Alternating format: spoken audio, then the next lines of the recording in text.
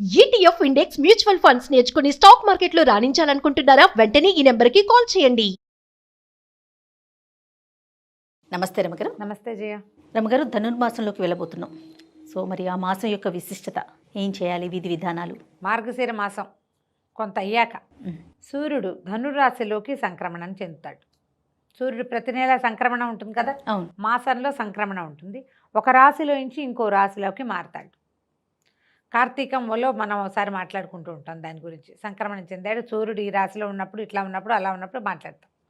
అయితే ఇప్పుడు ఈ రెండు సంక్రమణాలు ఇప్పుడు ఈ నెలలో వచ్చేవి. మార్గశిరంలో వచ్చేది, మార్గశిరం తర్వాత నెలలో మారిపోయేది, రెండు చాలా విశేషమైనవి. ఇప్పుడు ఈ సంక్రమణం ధనుస్సులోకి వస్తాడు, ధనురాశిలోకి. సూర్యుడు ధనురాశిలోకి రాగానే నెలపట్టు పట్టిందంటారు. నెలపట్టు వాళ్ళంతా అదే మాట్లాడతారు, నెలపట్టడం. ఈ నెల రోజుల పాటు విశేషమైన పూజా విధానాలు చేసుకుంటాం.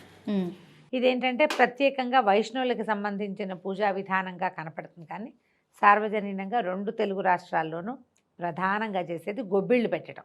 ధనుర్మాసం పూర్తయ్యేసరికల్లా, అంటే మకర సంక్రమణం రాగానే వాళ్ళ సంక్రమణం పండగ చేసుకుని సంక్రాంతి పండగ చేసుకుంటాం, తర్వాత కథ మారిపోతుంది. అయితే ఇప్పుడు ఈ సంక్రమణం ఎలా వెళ్తుంది, మనకు ఒక నెల రోజుల పాటు నడుస్తుంది కదా. ఇక్కడ నుంచి ఈ ధనుస్సులు ఏం చేస్తారు, ధనుర్మాసం అంటారు. ధనుర్మాసంలో మామూలుగా వేసే చుక్కల ముగ్గులు కాకుండా గీతల ముగ్గులు పెట్టుకుంటాం. ప్రతి వాకిట్లోనూ గీతలు మారిపోతాయి. అక్కడి నుంచి ఆవు పేడ సేకరించి, మరి పల్లెటూళ్ళల్లో ఇప్పటికీ పెడుతూనే ఉన్నారు. పట్టణాల్లో మనమేం పెడతాం, సిటీలలో పెట్టలేకపోతాం కదా. కాకపోతే గొబ్బిళ్ళని తలుచుకుంటాం. గొబ్బిళ్ళని యథాశక్తి టీవీలు సోషల్ మీడియా వాడుకుంటాయి, మనం ఊరికే చూసి ఆనందించడం తప్పిస్తే ఏమీ చేయలేం. అయితే ఇలాంటప్పుడు గొబ్బిళ్ళు పెట్టడం, తర్వాత తల్లి గొబ్బెమ్మ, పిల్ల గొబ్బెమ్మ, తర్వాత సాయంకాలం పూట సందె గొబ్బిళ్ళని గొబ్బి తట్టి ఆటలాడడము అన్నీ విశేషంగా చేస్తాం. ఈ రోజుల్లోనే గంగిరెద్దుల వాళ్ళు, హరిదాసులు తెల్లవారుజామునే ఆ మంచులో వాళ్ళు మంచును చీల్చుకుని మనుషులు వస్తూ ఉండటం, హరినామ సంకీర్తన వినపడడం చిన్నప్పుడు బాగా కనపడేది. అవును. తర్వాత ఇవి పండగ రోజులు, ఏంటంటే ధాన్యం ఇంటికి వచ్చే రోజులు. హరిదాసులకి ఈ మన గంగిరెద్దుల వాళ్ళకి దోసేళ్ల కొద్దీ ధాన్యాన్ని దానం చేసే రోజులు. ఈ ధనుర్మాసంలో చేసే దానము విశేషమైన ప్రాధాన్యతను సంతరించుకుంటుంది. ఇప్పుడు ధాన్యం దానం చేస్తే ఇబ్బడి ముబ్బడిగా పండుతుంది అనుకుంటారు. పంట అంటే బాగా రైతులైతే. మామూలు వాళ్ళు మనం ఏం చేస్తాము, ఏదో బియ్యం ఉంటాయి, ఓ గుప్పెడు బియ్యం పెట్టడం. ఇప్పుడు ముష్టికి బియ్యానికి వచ్చే వాళ్ళు ఎవరైనా ఉన్నారా భిక్షకి? అస్సలు బియ్యం కాదు రమ్మగారు, వండిన అన్నం కానీ కూరలు కానీ ఇస్తేనే తీసుకోవట్లేదు. ప్రెజెంట్ అలా ఉన్నారు కదా. కాలం మారిపోయింది, అన్ని రకాలుగాను మారిపోతాయి కాలాలు. ఈ కాలం కూడా మారిపోయింది. కానీ ఈ సంక్రమణం తర్వాత ఉత్తరాయణ పుణ్యకాలం వస్తుంది. ఉత్తరాయణానికి ఆది కాలం అన్నమాట ఈ నెల రోజుల్లో విశేషంగా విష్ణువుని సంకీర్తన చేస్తారు. ఈ నెల రోజుల పాటు గోదాదేవి చెప్పినటువంటి తిరుప్పావైని పారాయణ చేస్తారు. ప్రతిరోజు రోజుకొకటి తెల్లవారుజామున అన్ని విష్ణువాలయాల్లో కూడా, విష్ణు క్షేత్రాలలో 108 దివ్య దేశాల్లోనూ, తర్వాత మన ఇంటి చుట్టుపక్కల మన ఊళ్ళల్లో ఉన్న చిన్న పొన్న అన్ని యావనల్లి కృష్ణాలయం, వేణుగోపాల స్వామి దేవాలయం, రామాలయాల్లో, వెంకటేశ్వర స్వామి ఆలయాల్లో, నరసింహస్వామి దేవాలయాల్లో అన్ని చోట్ల కూడా ధనుర్మాసాన్ని విశేషంగా చేస్తారు. మార్గళి అంటారు. మార్గళి. ఈ మార్గళి ప్రత్యేకంగా చేసేది ఏంటంటే పొద్దున్నే లేవటం, విష్ణునామ సంకీర్తనతో నిద్ర లేవటం, తర్వాత స్వామివారికి ఆరాధన జరుపుని ఈ తిరుప్పావైలో ఉన్న మొదటి పాసురాన్ని మొదటి రోజున, రెండో పాసురాన్ని రెండో రోజున చొప్పున చదువుకుంటారు. ఈ తిరుప్పావై ఎలా చేసుకోవాలి అని మన వాళ్ళంతా స్టార్ట్ చేయాలని భావిస్తారు, కానీ ఇది ప్రత్యేకంగా ద్రవిడ భాషలో ఉంటుంది కాబట్టి వైష్ణవులు చేసే విధానం. కానీ దేవాలయాలు, అన్ని విష్ణువాలయాలు మనవే కదా. పొద్దున్నే చక్కెర పొంగల్ పెడతారు చక్కగా. చక్కెర పొంగలు, దద్దోజనము, తర్వాత వెణ్పొంగలి, మిరియం పొంగలి పొద్దున్నే ప్రసాదాలు ప్రతిరోజు నిత్యము చేస్తారు. ఈ 30 రోజులు చేసే ఆరాధన చాలా విశేషమైన ప్రాధాన్యతని సంతరించుకుంది. మన అన్ని దివ్య దేశాల్లో చేస్తారు. తిరుమలలో ప్రత్యేకంగా ఈ 30 రోజులు సుప్రభాత సేవలో తిరుప్పావైనే గానం చేస్తారు. ఈ ప్రబంధాన్ని దివ్య ప్రబంధన ఈ నెల రోజులు స్వామివారి మేల్కొల్పు తిరుప్పావైతోటే. తర్వాత శ్రీరంగం నుంచి అమ్మవారు ధరించిన మాల కూడా వస్తుందని చెప్తారు ఇక్కడికి. ఇవిడ గోదాదేవి కథని విశేషంగా చెప్పుకోవాలి కదా. ఆమె తను శ్రీరంగంలో అయ్యవారికి తను ధరించిన మాలని సమర్పించేది. ఆయన అది తెలుసుకున్నాడు, ఆ వెంట్రుక వచ్చిందని ఆ తండ్రి చూసి బాధపడితే ఆయన ఆ అమ్మాయి ధరించిన మాలే నాకు కావాలని భగవంతుడు స్వయంగా అడిగాడని ఆవిడ ఇట్లా వ్రతం చేసి మాలలో వెంట్రుక వచ్చింది. మాలలో వెంట్రుక వచ్చి ఇట్లా మెడలో వేసుకుని చూసుకునేది ఇప్పుడు ఇంత పొడుగు జుట్టు. ఒకరోజు ఆ దండలో మాలలో వెంట్రుక కనపడింది తండ్రికి. అయ్యో ఇదేమిటి ఇట్లా వెంట్రుక వచ్చింది, స్వామివారికి సమర్పించేది అపవిత్రం కాదు, వెంట్రుక అపవిత్రమైన వస్తువు. ఆయన తెలుసుకున్నాడు, కూతుర్ని అడిగితే నేను వేసుకున్నానని చెప్పింది. మనసు అయ్యింది, వేసుకోవాలనిపించింది. తను వేసుకున్న మాలనే ఇస్తోంది స్వామివారికి రంగడికి. దాంతో ఆయన చాలా బాధపడ్డాడు. అపచారం చేశాం, ఎంతకాలంగా ఇలా తప్పు జరుగుతుందో నన్ను క్షమించమని భగవంతుడికి ఎంతో ప్రార్థన చేస్తే, కాదు నాకు ఆ మాలే అదే ఇష్టం నాకని అడిగాడు ఆయన రంగనాథుడు. ఆ మాల ధరించకపోతే నాకు లోటుగా ఉంటుంది, ఆమె ఒంటి మీద నుంచి వచ్చిన మాలే కావాలి నాకు. ఈవిడిని ఆ కృష్ణుడిని ఆయన్నే రంగడినే ప్రేమిస్తున్నాను, ఆయన్నే వివాహం చేసుకుంటానంటే పెళ్లి కూతురుగా అలంకరించి తీసుకెళ్తే ఆమె దివ్య జ్యోతిగా మారి స్వామి ఆయనలో ఐక్యమైపోయారా.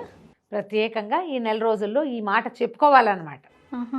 రోజు ఇప్పుడు ఆమె చదివిన 30 రోజుల ఆ దివ్య ప్రబంధాన్ని మనం తిరుపావైని నువ్వు నేను చదువుకోలేకపోతాం. అవునండి, ద్రవిడ భాషలో ఉంటుంది, ప్రత్యేకంగా వైష్ణవ కుటుంబాల్లో నేర్పిస్తారు. నాకు కూడా కొన్ని వచ్చు, నువ్వు నేను అంటే నాకు వచ్చు కానీ చేయటం లేదు, కానీ వచ్చు నాకు కూడా. అయితే అదే విధానం ప్రకారం చదువుకోవటం. మనం చదవలేము, ఏ దేవాలయంలో చదవబడుతుందో అక్కడి నుంచి ప్రసాదం తీసుకుంటే మనం చదివినట్టే. అంతే, మీకు వచ్చు కనుక మేము చాలా సార్లు అడుగుతున్నాం, కానీ మీరు రాదని అనేస్తున్నారు. రైట్, అంటే అర్థం చెప్పేంత రాదు జయ, అట్లా చదువుకోలే, అర్థం చెప్పాలి కదా. అలా ఇప్పుడు ఊరికే స్తోత్రం చదివిస్తే ఏముంది, ఇప్పుడు లలితా సహస్రనామం నువ్వు కూడా చదువుతావు కదా. అవును, నేను చెప్పగలుగుతా, నాకు చదివి దాని అర్థం తెలుసుకోగలను. ఇది ద్రవిడంలో ఉండటం వల్ల అర్థాన్ని తెలుసుకునేలాగా చదివే అవకాశం భగవంతుడు నాకు ఇవ్వల. ఇచ్చుంటే వచ్చుంటే నాకు తప్పకుండా చెప్పేదాన్ని. ప్రతి సంవత్సరం ఇదే ఇష్యూ మనకి, మన ఇద్దరికి అదే మాట్లాడతాం, అదే చేయలేకపోతున్నాను. అవును, ఇప్పుడు అలా ఎవరు చెప్పేవాళ్ళు ఎవరైనా దొరికితే చక్కగా తప్పకుండా విశేషంగా చెప్పించుకోవాలి, అర్థం వినాలి. ఆమె ఎట్లా పిలుస్తుందంటే, ఎట్లా ప్రభు సేవకి వేళ అయింది, పొద్దున్నే నిద్ర లేవండి, తొందరగా లేచి వెళ్ళి స్నానం చేసి రావాలి, ఆయన నిద్ర లేపాలి స్వామిని వీళ్ళని నిద్ర లేపుతుంది అనమాట ఆవిడ చెలికత్తెల్ని. చాలా విశేషమైన అర్థం కలిగి ఉంటుంది. ఈ 30 రోజుల పాటు పారాయణ చేయటం, మధ్యలో కొన్ని విశేషం నాయకనాయ అంటారు, అదొక ప్రత్యేకమైన పాసురం. తూమణి మాడత్తు అదొక ప్రత్యేకమైన పాసురం. అట్లా ప్రత్యేక పాసురాలప్పుడు ప్రత్యేకమైన సేవాకాలాన్ని జరుపుతారు. తర్వాత ఈ గోదా కళ్యాణంతో ఈ తిరుపావై ప్రబంధ పఠనం పూర్తవుతుంది. ఈ నెల రోజుల పాటు ఇలా చేయబడే దేవాలయానికి వెళ్ళి ఒక్కసారైనా నమస్కారం చేయండి.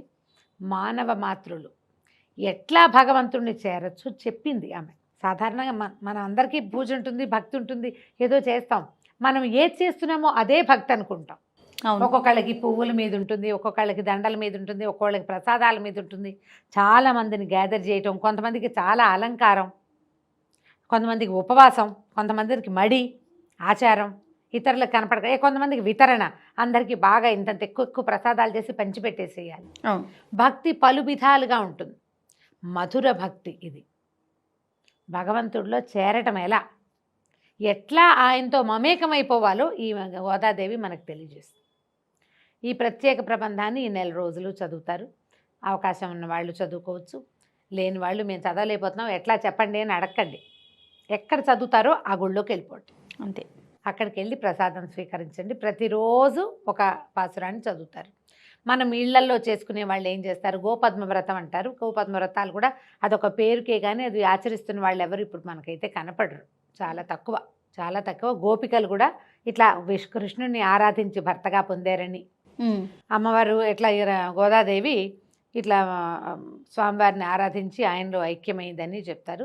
కృష్ణుని ఆరాధన, విష్ణువుని ఆరాధించడం, రంగనాథుణ్ణి ఆరాధించడం ఈ నెల రోజులు చేసినా కూడా విశేషమైన ఫలితం లభిస్తుంది. ఎక్కడైనా రంగనాథ స్వామి దేవాలయాలు ఉంటే అక్కడికి వెళ్తే ఆ పడుకున్న ప్రతిమ శయన భంగిమలో ఉండేటువంటి స్వామిని చూడటం అద్భుతమైన ఫలితాన్ని ఇస్తుందంటారు. అన్ని ఆలయాల్లోనూ మనకు విశేషంగా కనపడుతుంది ఇది. ఎలా కుదిరితే అట్లా చేయటం, మనం ఎలా వాకిట్లో ముగ్గేసుకోవటం, ఇల్లు శుభ్రంగా ఉంచుకోవటం, కృష్ణ గాథలు ఏమైనా చదువుకోవటం, భాగవతం లాంటివి, భగవద్గీత లాంటిది చదువుకోవటం, ఇవి అద్భుతమైన ఫలితాన్ని ఇస్తాయి. ఈ నెల రోజుల లోపల మనం ఏం చేస్తాం, పండగ దగ్గరకు వచ్చేసరికల్లా ఇల్లు బూజులు జిమ్మటాలు గిజలు జిమ్మటాలు చేస్తాం. మధ్యలో మనకి న్యూ ఇయర్ మనం పార్టీ చేసుకునే పండగ ఒకటి వస్తుంది. ఈ నెలలోనే కదా అది కూడా వచ్చేది. అవును. తర్వాత ఏమో భోగి పండక్కి మళ్ళీ బొమ్మలు పెట్టుకోవటము, పిల్లలకి భోగి పళ్ళు పోయటం, అవన్నీ ప్రత్యేకమైనవి కదా. మళ్ళీ దాని గురించి చెప్పుకుంది కానీ చెప్పుకుందాం దాని సంగతి. ధనుర్మాసానికి ప్రత్యేకం ఏంటంటే కృష్ణ దేవాలయాలు, విష్ణువాలయాలని దర్శించటమే ఈ నెల రోజుల విశేషం. పొద్దునే లేవటం, దీనికి ఉదయకాలపు స్నాన విధిని గురించి చెప్పరు. మనం కానీ గుళ్ళోకి వెళ్ళి ప్రసాదం తినాలంటే స్నానం చేయాలి కదా, ఖచ్చితంగా కదా కదా. కానీ చన్నీళ్ళు వేడినీళ్ళు నియమం లేదు మనకి కార్తీకం లాగా. కార్తీకం లాగా నియమం లేదు. మన వ్యవహారం, మన విధానాన్ని బట్టి మనం చేసేసుకోవచ్చు. అవకాశాన్ని బట్టి చేయండి. మంచు రోజులు కాబట్టి తల కాస్త చక్కగా ఏదైనా మఫ్లర్లు అవి కట్టుకుని దేవాలయానికి వెళ్ళగలిగితే చాలా బాగుంటుంది. ప్రయత్నం చేసి చూడటమే. రైట్ అమ్మగారు, నమస్తే. నమస్తే చేయండి.